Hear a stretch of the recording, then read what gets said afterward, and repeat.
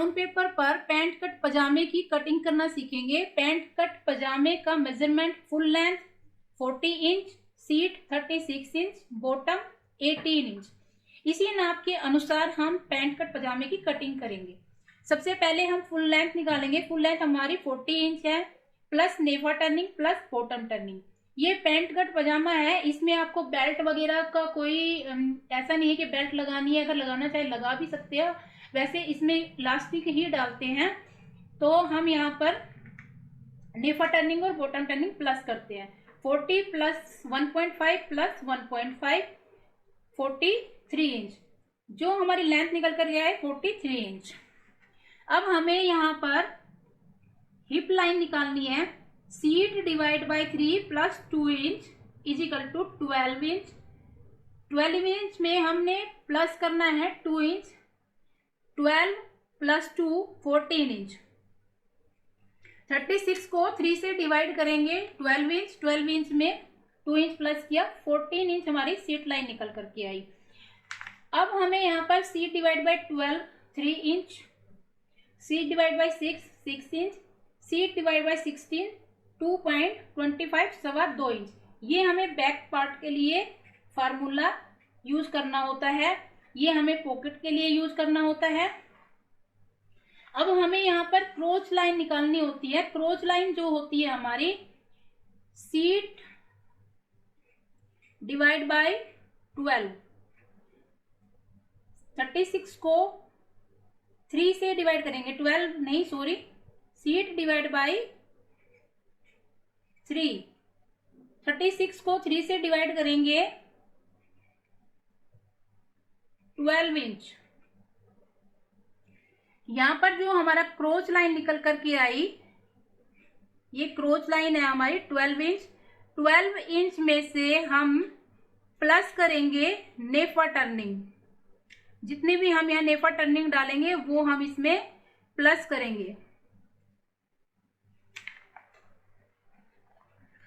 ये सभी हमारे फार्मूले हैं जो हमें उपयोग करने हैं। तो सबसे पहले हमें 43 इंच लेंथ लेनी है। ये देखिए हमने यहाँ पर आपका जो कपड़ा होगा वो कपड़े की लेंथ होगी और ये विड्थ होगी।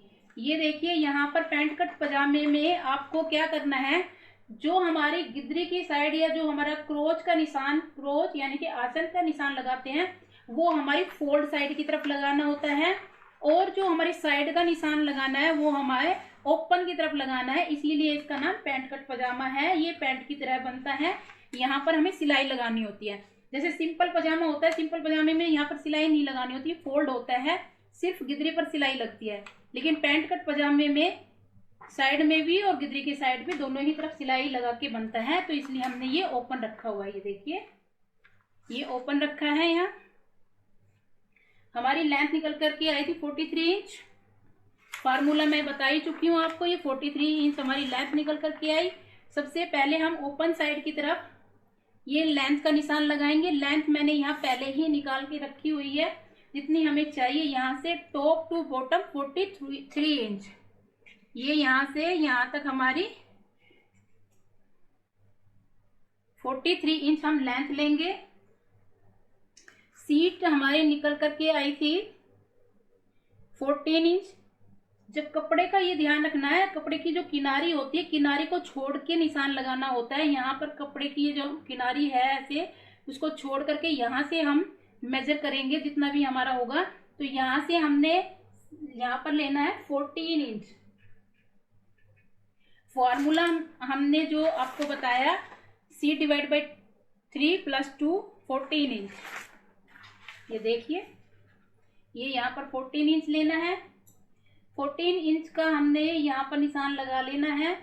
अब हमें यहाँ पर सीट डिवाइड बाई 12 3 इंच अंदर की तरफ आना है।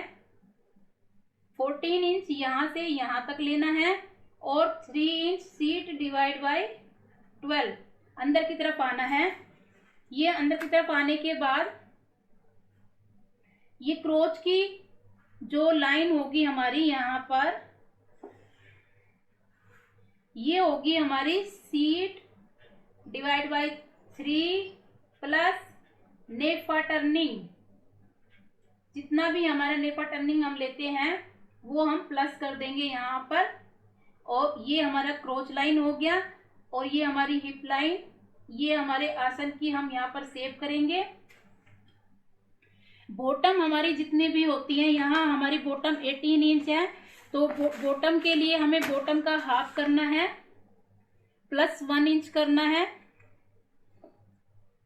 यहाँ पर बॉटम का हाफ प्लस 1 इंच, 18 इंच का हाफ किया 9, 9 में 1 प्लस किया 10 इंच, ये निशान लगा देना है। और ये जो हमारा हिप लाइन है, इससे हम बॉटम को इस प्रकार से लेग शेपर की सहायता से या फ्री हैंड हम सेव करेंगे। ये हमारे निशान लग गए हैं। अब हमें यहाँ पर पॉकेट के लिए C/3, यहाँ पर C/12 3 इंच डाउन आना है। पॉकेट लगाने के लिए 3 इंच हमें यहाँ इसलिए आना क्योंकि हम यहाँ पर नेफा टर्निंग करते हैं, बेल्ट लगाते हैं, तो यहाँ 1.5 इंच आते हैं हम। ये लगाने के बाद हम C/6 इंच हम यहाँ से यहाँ तक निशान लगाएंगे। ये हमारी हो गई पॉकेट।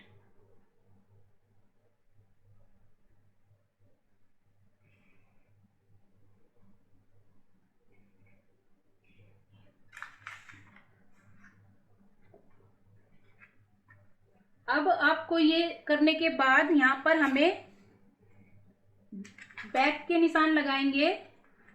बैक के निशान लगाने के लिए ये जो हमारी हिप लाइन है, इसको देखना है आपको। 2.25 फार्मूला मैं बता चुकी हूँ। 2.25 इंच हम आगे की तरफ आएंगे। यहाँ ये आगे की तरफ आने के बाद ये आप ऊपर जाएंगे 1.5 इंच ऊपर जाएंगे आसन की तरफ, और इसको मिला देंगे ऐसे। ये मिलाने के बाद यहाँ पर ये क्रोच की शेप करेंगे। अगर इसको आप ऊपर नहीं जाते हैं तो आप 1.5 इंच की बजाय 1 इंच भी जा सकते हैं। यहाँ पर बॉटम में हमें 1 इंच लेना है, यहाँ 2.25, यहाँ 1 इंच, और गिदरी की सहायता से आप लेग शेपर की सहायता से गिदरी की शेप करेंगे। यहाँ पर 1 इंच, ये फ्रंट पार्ट है, और ये हमारा बैक पार्ट है। ये हमारे निशान लग चुके हैं। पॉकेट के लिए, पॉकेट का जो हमें लगाना है, पॉकेट ये देखिए, पॉकेट की लेंथ लेनी है 14 इंच, विड्थ लेनी है 7 इंच। 7 इंच लेके ये 1 इंच अंदर की तरफ आके सेव करनी है, और ये 3 इंच इधर, 3 इंच इधर आके ये सेव करनी है। यहाँ पर ये फोल्ड साइड होगी, ये हमारी होगी पॉकेट। पॉकेट इस तरीके से कटेगी। वैसे पॉकेट का मैंने चैनल पर लिंक भी दिया हुआ है, आप वहां जाकर पॉकेट काटना सीख सकते हैं। ये हमारे पैंट कट पजामे के सभी निशान लग चुके हैं। अब हम इसकी कटिंग करेंगे। ये देखिए, ये जो बैक पीस हमने उठा के लिया है, बढ़ाया है जो, इसको हम ऐसे कट करेंगे।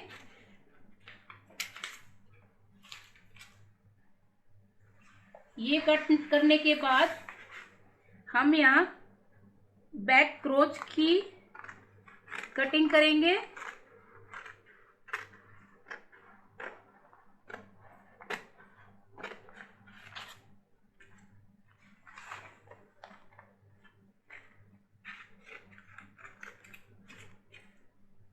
बैक क्रोच की कटिंग करने के बाद ये हम बैक गिदरी की कटिंग करेंगे।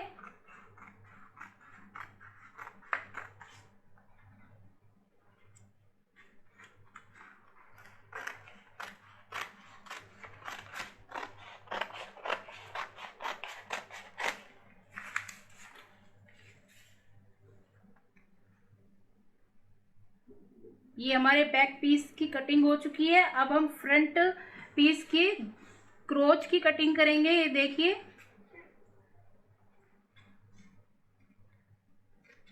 ये फ्रंट पीस के क्रोच की कटिंग है।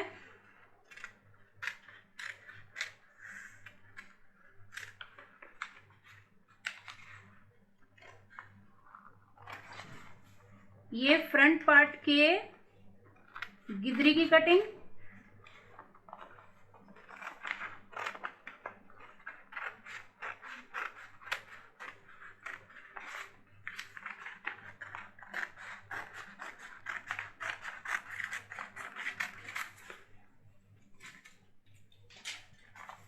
ये देखिए,